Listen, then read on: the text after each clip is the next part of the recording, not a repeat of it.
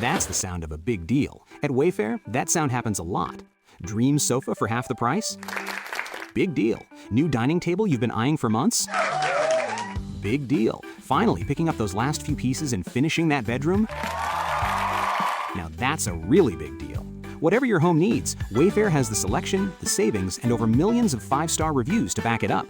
Shop wayfair.com today before someone else snags your big deal. Wayfair, every style, every home. Does your mindset have to grow in order for your business to grow? Stay tuned and find out. Welcome. Okay, here's the question. You serious? How are we dark horses? You know, the ones everyone is betting against, the ones they don't expect to win, place, or even show on the track, and they'll even laugh on us when we talk about trying. How do we show the world our greatness and triumph? Come on. Well, that's the question, and this podcast will give you the answers. Let's go. This is The Dark Horse Entrepreneur.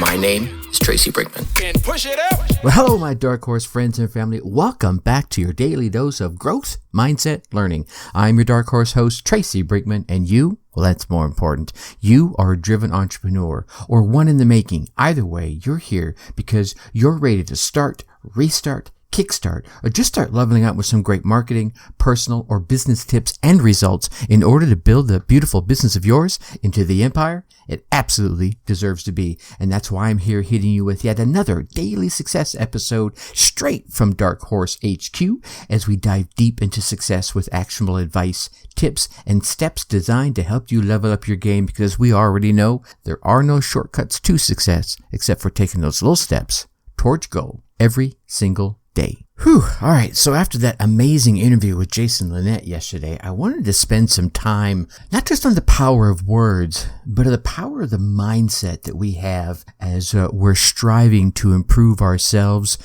and our business. And when I say ourselves, I mean, you know, in all facets, right? Your personal self, your internal self, your spiritual self, your relationship with those you love, your relationship with your customers, and then of course, as our entrepreneurial focus is around here on your business. So if you think about it, you've stepped back and you've validated your product within the marketplace. And maybe even you've gotten some traction. Maybe you've got some major traction and it's time to scale. And I don't care whether you've only made 2 sales and you're ready to scale to 50, or you've made 50 sales and you're ready to scale to 100, or you've made 100 and you're ready to scale to 1,000, right? You're in there and you're like, okay, I gotta relook at my processes and my workflows to make sure everything is going to be working to handle that next level of flow, right? That next level of business that's going to be coming in. But I think there's some crucial element that you're going to need in the evolution of your business and of your leadership. And that's going to be your mindset is going to have to be shifted from focusing on launching your business to growing it. I think one of the big misses I've seen so many times in my, 40 plus years of doing this kind of thing is that people who only focus on all those external efforts, right? They often fail to succeed in accelerating the growth of all the things they've worked so hard to do because they haven't focused on some of the internal things, right? They're all focused on all those external things, time management, and does this widget work, and does this sales process work, and how's this page looking? Is that video good, right? We want to be sure that you're not just focused on all these bells and whistles that are out there helping you get things done, because it's not just those things. It's your abilities and your talent, and it's not just those things that bring you success, but it's whether you approach them from either a fixed mindset or a growth mindset. I mean, if you think about it, all the tactics and all the systems and all the strategies in the world will not help you grow to that next level you're striving to get to if you don't bring your strong mental game. Your mindset has to grow along with your business, right? So you're going to have a growth mentality, and this is going to be a critical factor in achieving the level of success you're looking for, but really achieving that next level of success you're really dreaming for or dreaming about. How about that? So let's chat about the difference between a fixed mindset entrepreneur and a growth mindset entrepreneur, shall we? All right, so let's talk about our friends, the fixed mindset entrepreneurs. Now, the folks that fall into this, they have this defined identity, and they often use labels and even affirmations, right? They could see a situation and qualities as, let's say, unchangeable, and their skills and their capabilities are fixed. Hence the term fixed mindset, right? They may say something along the lines of, my experience is such that I wouldn't be good at, right, fill in the blank, or I won't be successful at fill in the blank. But they believe that certain types of people are, quote unquote, born leaders, or they're people types, right? Hey, he's a people person, or he can easily talk to folks, or, they have these strengths or behaviors that allow them to be successful and navigate where they're at, and navigate, say, the early stages or the stages they've gone through, but they won't be successful at scaling, right?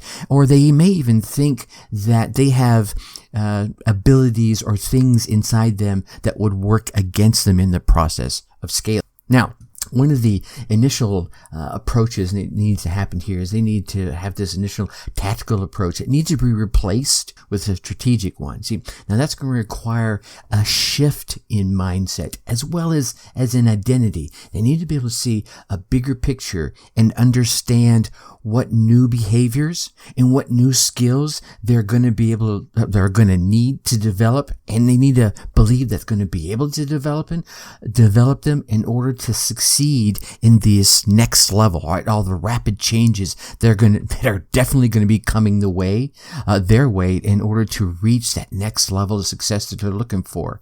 Now, if you're questioning whether you're a fixed mindset or not, things like know-it-alls, they like to keep tight control over things, or they're not very adaptive when they're clear. These things, the know-it-alls, the tight controllers, and are not very adaptive. These are signs of a fixed mindset. And, these, how we choose to identify ourselves and our identity, and how we choose to identify ourselves can have a tremendous impact on your success. So your mindset, while it could have gotten you to where you are, might not get you to where you want to be if you have this fixed mindset. All right, now let's talk about our growth mindset entrepreneurs, shall we, right? Now this group, they're constantly evolving. Now this isn't always great because sometimes the shiny object syndrome gets in their way, but they're constantly evolving, not just themselves, but their businesses, right? They're never seen as in a finalized state, right? It's always, okay, we're going to grow this, then we're going to grow that, then we're going to go past this, we're going to grow that. They can always looking for ways to serve a sizable market and constantly innovating and adding to their offerings, their products, and their services. Now, the same applies to the entrepreneurs with the growth mindset themselves. They seek to add to their own skill set by not being afraid to take on those challenges, right? You've heard me talk about this. We just talked about it just last week. These are the kind of folks that are always leaning right out into their uncomfort zone, right? Growing themselves, exposing themselves to challenging situations. More often than not, they're looking at the hard times as opportunities to develop themselves as well as their business into areas they didn't even know existed maybe yesterday or 2 weeks ago or a year ago. They see themselves as a product of their experiences. Hence, they're always looking for more experiences to help them expand and enrich who they are and what they're able to do and how they're able to serve their tribe. Now, one of the things that you'll find inside here is they love data. They love feedback. And it can be positive feedback or it can be negative feedback. It's all welcome because it serves them because they're curious. Now, they may not always like it, but, once they get over that, I don't like that, they can then, absorb that, take it internally and say, okay, here's where I can improve here. It helps them in their thinking and enables their continuous innovation and improvement. Change is, I don't want to say it's always positive, but certainly it isn't overly resistant, right? They accept the fact that change is not only constant in business nowadays, but it also offers more opportunities to grow and to evolve. So the growth mindset entrepreneurs see the bigger picture of the journey. They are a bit more resilient, and they take on more chances to reach that long-term success. All right, so I want to go over a few ways you can set yourself up for a growth track in mindset as well as in your business, all right? Number one, well, we talked about the control, right, and that fixed mindset. Give up some control and delegate, all right? We've talked about this before. We're going to repeat that here again, right? You've got to find those things that maybe you just don't like doing, which means you're probably putting in 80 to 90% effort versus those things you love to do where you're putting in 150% effort. So give up the control as early as possible and delegate those things to someone who likes doing them, right? Who's more aligned for doing them, and it's more their skill set. Number two, let's open up our minds, ladies and gentlemen, and look at these challenges as growth opportunities. Oh my God, there's this wall in front of me. There's this thing in front of me. I don't know how I'm going to get around it. Well, stop thinking about it like that. Ask yourself the question, all right, how do I face this opportunity and get around it? How do I face this, if you want to call it a challenge? How do I get over it? How do I get under it? How do I get through it? How do I go around it, right? Look at these ways. What might be the opportunity in this challenge? Could be another question to ask yourself. All right, here's this thing. It seems to be blocking now. How can I take advantage of this and grow my business?